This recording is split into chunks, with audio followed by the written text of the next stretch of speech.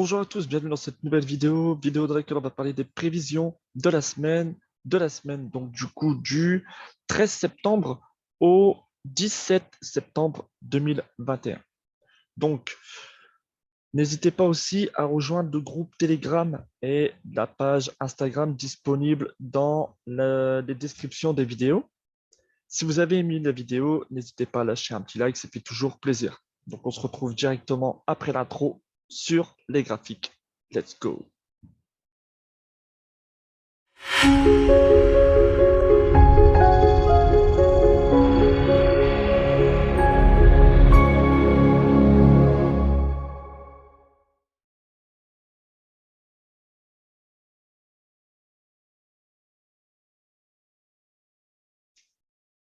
Voilà, donc on se retrouve sur la plateforme TradingView.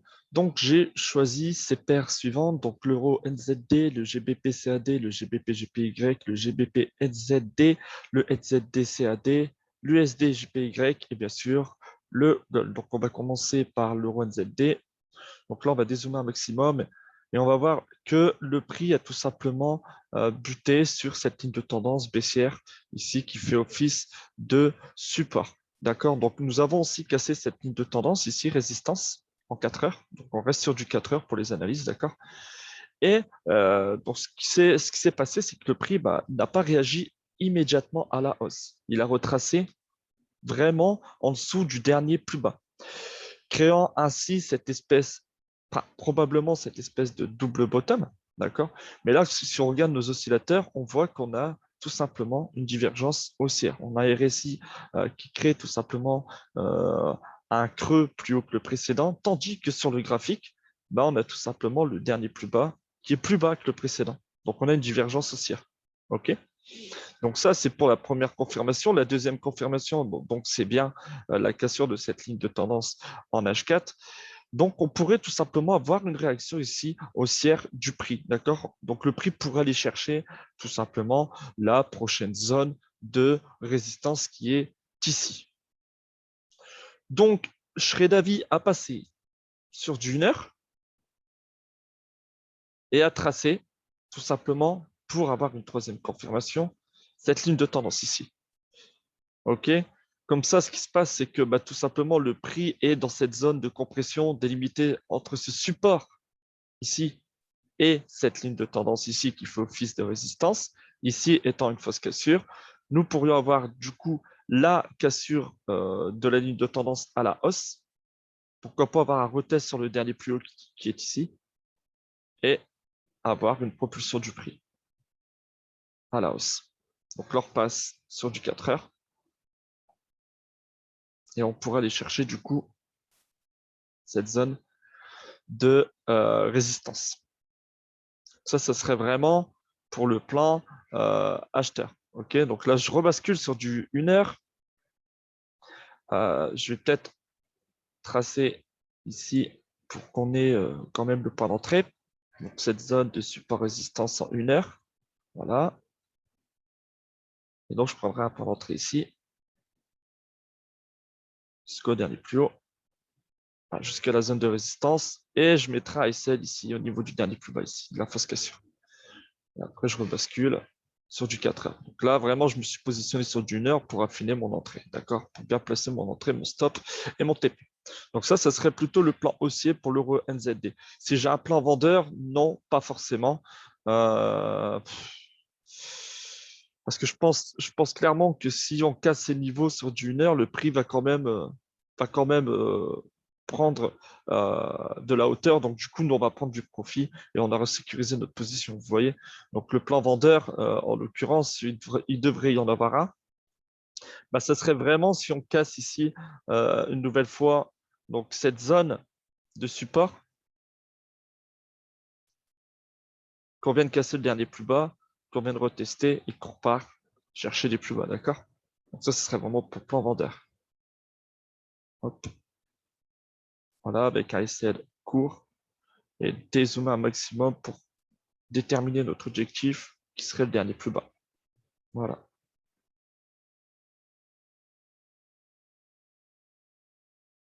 Hop. Bon, voilà pour l'euro ZD.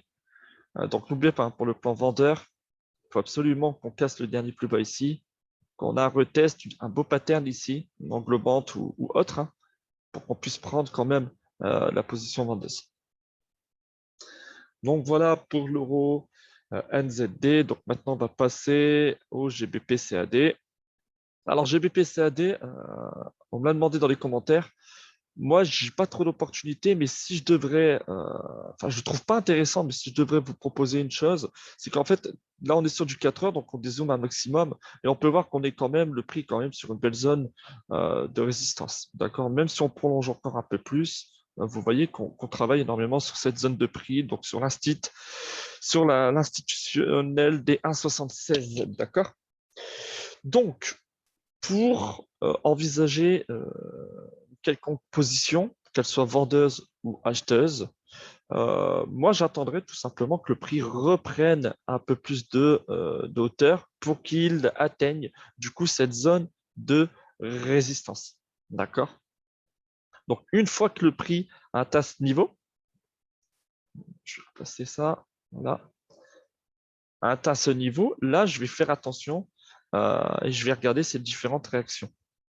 Donc pour ce faire, je vais basculer sur du 1 heure et je vais voir s'il n'y a pas une trade ou autre à placer. Donc, si je devrais tracer une trade, peut-être que ce serait celle-ci. Voilà, même si je valide à 3 points de touche, là, on en a une et deux. Donc, peut-être que le prix va forcément revenir, repartir et du coup être dans une zone de compression. Et si on casse à la baisse et qu'on a un beau retest en cassant le dernier plus bas, on prendra une position vendeuse. Donc, je vais faire ça au propre. Donc, je vais retracer ma ligne de tendance. Voilà, ça, je vais supprimer. Donc, pour le plan vendeur, si j'en ai un, donc on attendrait que le prix, tout simplement, arrive dans cette zone de résistance, qu'on casse cette zone de résistance, qu'on casse le dernier plus bas et qu'on ait un retest. Et là, je prendrai la position jusqu'à la prochaine, enfin jusqu'à la ligne de tendance, voire la zone de support. Donc ça, ce serait pour le plan vendeur. Donc là, il faudrait être patient. Peut-être qu'il va casser ici, hein. Peut-être qu'il va casser même ici. Mais voilà, attendez déjà la cassure de la ligne de tendance en H1. Je vais zoomer. Hop, voilà. Je vais agrandir un peu plus. Attendez la cassure de la ligne de tendance en H1. Attendez un joli retest et attendez d'autres confirmations comme un beau pattern ou quoi pour prendre la position vendeuse. OK? Voilà. Donc, je mettrai ici, à titre d'exemple, un SL au-dessus de la zone de résistance et bien sûr mon TP sur la zone de support. Donc ça, ce serait pour le plan vendeur. Donc je rebascule sur du 4 heures, ça donnerait ceci. Maintenant, pour le plan acheteur, donc là, il n'y a pas 10 000 autres solutions. Donc, on attend la zone de compression. Ici, on casse ici à la hausse et qu'on a un beau retest, là, je prendrai une position acheteuse. Okay, parce qu'on aura cassé l'institutionnel des 1,76. On attend un beau retest. On attend vraiment une confirmation encore que le prix veut grimper. Et on irait chercher, pourquoi pas, le dernier plus haut qui se situe ici. D'accord? Donc, ce plus haut là. Hop, voilà. Donc, je vais rezoomer. Donc là, je n'ai pas besoin de passer sur du nord pour... hop, je mettrai un par l'entrée ici, un TP sur le dernier plus haut et un ICL, bien sûr, juste en dessous de la zone de support qui était en résistance ici. Ok. Donc voilà pour le GBP-CAD. Hein. Donc un plan acheteur, un plan vendeur. Attendez ces confirmations, d'accord. Après, faites ce que vous voulez de votre position. Moi, je ne donne tout simplement que mes avis personnels. Donc voilà. Ensuite, il faudrait peut-être regarder, si on dézoome un maximum, on va prendre déjà le point le plus haut ici pour voir nos niveaux de retracement potentiel du Fibonacci et on va prendre le point le plus bas. D'accord? On va d'abord les détecter. Donc on a trouvé notre point le plus bas et notre point le plus haut. Qu'est-ce qu'on fait? On va prendre tout simplement le retracement de Fibonacci et on va tracer du point le plus haut vers le point le plus bas. Et on va regarder sur quelle zone justement de retracement de Fibonacci notre résistance se situe. Bon, alors plein dans les 70, donc je vais retracer correctement. Donc, vous voyez, hein, on est en plein sur le niveau 70% du retracement de Fibonacci. OK? là, on peut avoir une réaction baissière si ça suit la logique des choses. Donc ici, on a une réaction baissière, réaction baissière, pourquoi pas celle-ci, et on prendra la position vendeuse avec nos confirmations. Ensuite, GBP, JPY.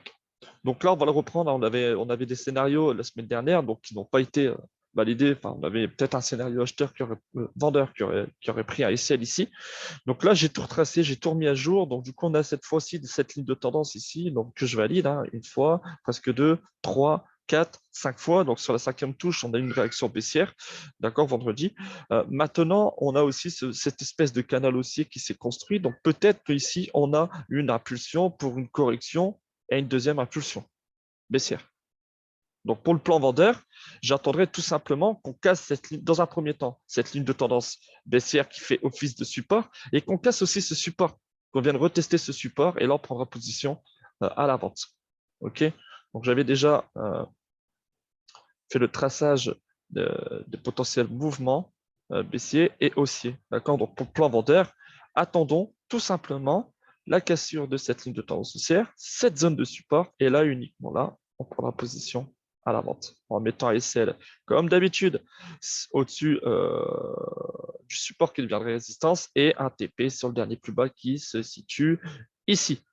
D'accord? Voilà. Ça serait pour le plan vendeur. Pour le plan acheteur, bah, c'est tout. Maintenant, on n'a plus qu'à attendre la cassure de cette zone de résistance et qu'on vient de retester cette zone de résistance qui ferait office désormais de support et du coup, bah, qu'on viendrait casser cette ligne de tendance qui ferait aussi office de support. Et là, on aurait probablement une propulsion du prix à la hausse. OK? Donc, en mettant d'habitude votre SL en dessous de la zone de support. D'accord?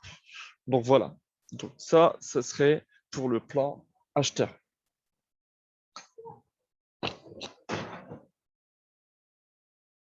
Donc voilà pour le GPP, GPY. Donc un plan acheteur, un plan vendeur. Attendez bien ces confirmations.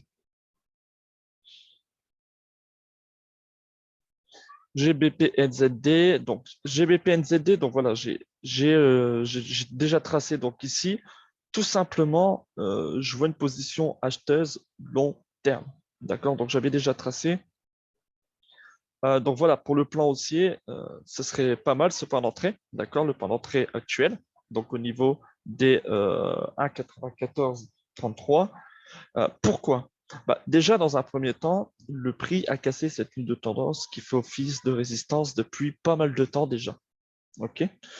On a vu ici que le prix stagnait, créant ainsi une consolidation, un genre de week-off sur du 1 heure. Donc, je vais me passer sur du 1 heure. Voilà. Et ici, j'ai tracé tout simplement cette zone de résistance qui pourrait faire office de support si celle-ci est cassée. Donc, sur du 1 heure, à la cassure de cette ligne de tendance, nous avons consolidé et j'ai créé tout simplement ces deux lignes, enfin le prix a créé tout simplement ces deux lignes de tendance, donc deux lignes de tendance baissière qui créent tout simplement un canal baissier. Donc, ce canal baissier a été cassé, a été retesté et par la suite, nous avons cassé cette zone de résistance qui fait office de support. Donc, franche cassure, retest, création d'un double bottom, d'un double top, pardon, impulsion haussière, et là, nous sommes venus retester. OK? Nous sommes revenus retester où? Bah, tout simplement sur cette zone de résistance. Donc, je l'ai mal tracé, voilà, qui est ici. Voilà. Donc, ça, c'est pour affiner notre entrée sur du 1 heure. Donc, pas mal de confirmations déjà. Donc, maintenant, si on regarde sur du 4 heures, on a aussi ici cette espèce de double bottom, pardon. Donc, créant ainsi un W, une cassure de la ligne de coup qui est ici, plus un retest. Et là, on pourrait repartir à la hausse. OK? Donc, voilà pour mon avis sur la position acheteuse du GBP NZD.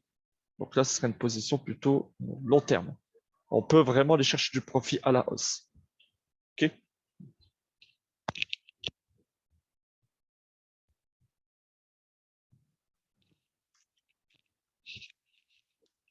Donc voilà. Donc ensuite, Excusez-moi. Pour la position vendeuse, est-ce que j'en ai une? Après la position vendeuse, bon, il faudrait quand même être patient parce que je pense que j'attendrai plutôt cette cassure ici de... Attendez, ça, je vais le supprimer. De cette dernière zone ici, qui est support. D'accord? Donc, j'attendrai tout simplement que le prix chute, reteste cette zone pour qu'on prenne les plus bas. Ok, donc là, j'ai même pas envie de vous le mettre parce que, bon, quoique, vaut mieux le mettre. Donc, si je viendrais à vendre cette paire, bah, ça serait tout simplement ici, on reteste, et s'il y a cassure de cette zone de support.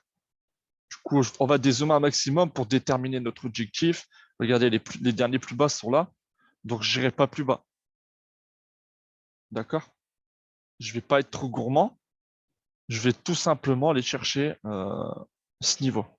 Donc, bien entendu, il faudra attendre la cassure de cette zone de support qui fera office de résistance. Et là, je prendrai position à la vente. Donc, voilà pour le GBP NZD. Bien entendu, pour la position acheteuse, pourquoi j'ai pris ce TP? Bah, c'est tout simplement cette zone de résistance. Voilà. Ce sont les deux derniers plus hauts, en fait, qui ont créé tout simplement cette zone de résistance. Donc, voilà. Ensuite, on va du côté du NZD-CAD. Alors, NZD-CAD, je trouve quand même intéressant.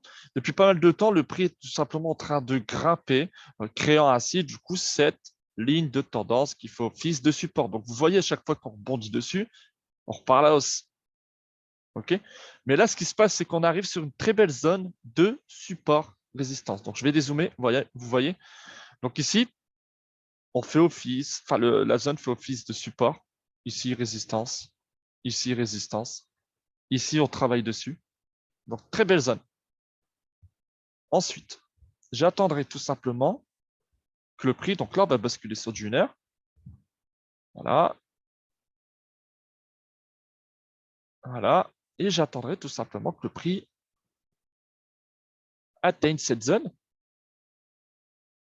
Et du coup, on aurait une zone, encore une fois, de compression. Et j'attendrai que le prix pour le plan vendeur casse cette ligne de tendance et casse ainsi les derniers plus bas, le dernier plus bas, effectue un retest, et là, je prendrai une position vendeuse jusqu'à la prochaine zone de support. Donc, je rebascule sur du 4 heures, je prolonge ma zone de support, hop, là, et je peux tracer ici ma position en mettant SL au-dessus, juste au-dessus de la zone de résistance et un TP sur la zone de support. Ça, c'est pour le plan vendeur. OK? Ça, c'est pour le plan vendeur. Maintenant, on peut avoir un plan acheteur si le prix, tout simplement, casse cette zone de résistance. Donc, cette zone deviendrait, du coup, support. Donc, je vais résumer un peu. Voilà. Et du coup, il faudrait ici une belle cassure de la zone, un beau retest. Et là, je prendrai une position acheteuse. Alors, pour trouver notre objectif, comme d'habitude, on prend le dernier plus haut. Hop, voilà, ce serait ici. OK? Donc, tac, sur la zone de support. Voilà, un TP au-dessus enfin, sur le dernier plus haut et ASL juste en dessous de la zone de support qui faisait office de résistance ici. Donc voilà pour le NZD CAD. Maintenant, est-ce qu'on est sur une zone de retracement de Fibonacci pour le plan vendeur? Alors déjà, il faut déterminer le plus haut et le plus bas. Donc on les a déterminés, plus haut ici, donc ici, et le plus bas ici. Donc on va prendre le retracement de Fibonacci et on va tracer tout simplement le point le plus haut, pas du point le plus haut, vers le point le plus bas. Et est-ce qu'on est sur une zone? Oui, on est. Donc la zone de résistance se situe sur le chiffre d'or des 61,8 du Fibonacci. Donc impeccable, ça donnerait une confirmation supplémentaire si on casse la ligne de tendance baissière. OK? Donc on aurait la cassure de la ligne de tendance baissière visible en H1. on aurait les rejets sur la zone de résistance et un rejet sur le 61,8 du Fibonacci.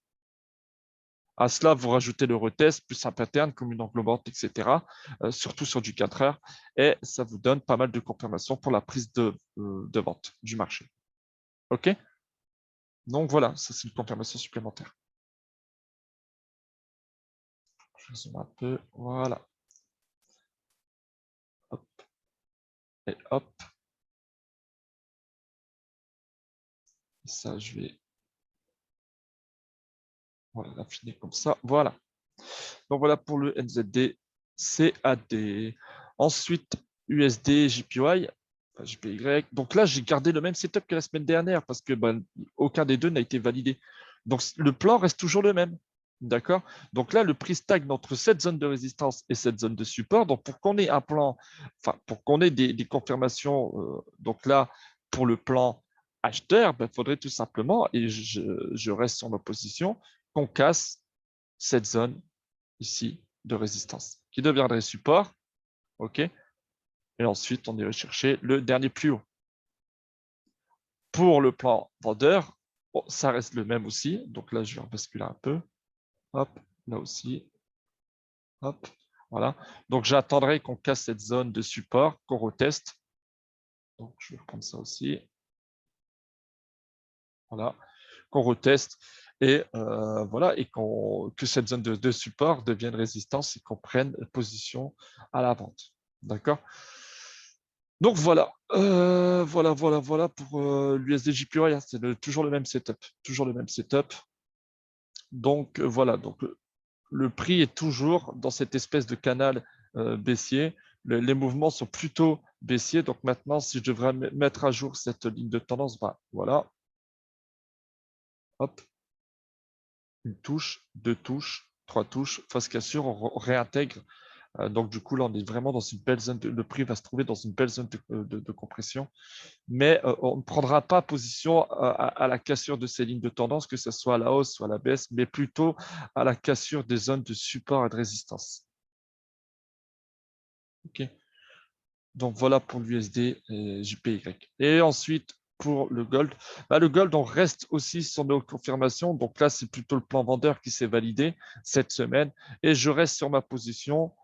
Du coup, si on veut reprendre une position, on attendrait plutôt la cassure de cette zone de support qui deviendrait résistance. Hop, on attend un retest et on reprend position avec le même objectif. Par contre, pour le SL, donc je vais vous le placer. Donc ici, si on a une bonne confirmation, on placera ASL au-dessus du dernier plus haut ici, et le TP toujours le même. D'accord? Maintenant, pour le plan acheteur, donc ça, on peut supprimer. Voilà. Pour le plan acheteur, j'attendrai tout simplement la cassure de cette résistance ici. Hop. Là. En mettant alors ASL dans un premier temps en dessous de cette zone de support et en mettant le SL. J'ai fini tout. Voilà. En mettant le TP pardon, sur les derniers plus hauts ici. Alors, voilà pour le gold. Donc, pourquoi on a privilégié la vente? Là, tout simplement parce qu'on a été rejeté par cette zone de résistance et on a cassé cette ligne de tendance baissière. Du coup, le prix a fortement chuté jusqu'à la zone de support, ne retester cette zone de résistance qui était support ici, et puis on a une réaction baissière. D'accord. Donc là, c'est pour ça qu'on a pris du profit sur la position vendeuse qu'on avait souligné la semaine dernière dans la vidéo du dimanche dernier. Maintenant, si on veut remplir cette position, donc si on veut reprendre une deuxième position vendeuse, j'attendrai ces confirmations. Donc cette cassure de ce support ainsi qu'un beau retest. D'accord? J'attendrai uniquement ces deux confirmations-là pour reprendre une position, bien sûr, jusqu'au dernier plus bas qui est ici. Donc voilà pour le gold, quand même assez rapide. Et pour la position acheteuse, j'ai oublié de tracer. Donc attendez tout simplement que le prix, alors je vais prendre ça, revienne dans cette zone, donc casse ici cette zone de résistance qui devient des supports. Donc attendez le beau retest ici, et c'est uniquement ici que je prendrai une position acheteuse. Donc ici forcément, enfin pas forcément, mais probablement on pourrait casser cette zone de résistance avoir un deuxième retest et boum, repartir à la hausse. Et là, on pourra peut-être rempiler sur une deuxième position acheteuse. Hop, je vais déjà le tracer. Ça peut aller très vite avec le gold en mettant bien sûr SL juste en dessous de cette zone de support. Donc voilà. Voilà pour le gold. Donc voilà, donc j'espère que cette vidéo vous a plu. Si c'est le cas, n'hésitez pas à liker la vidéo, d'accord, à la partager. Abonnez-vous à la chaîne, s'il vous plaît, ça fait super plaisir. Et quant à moi, il ne me reste plus qu'à vous souhaiter un très bon dimanche, une très bonne semaine de trading et à très vite. Ciao.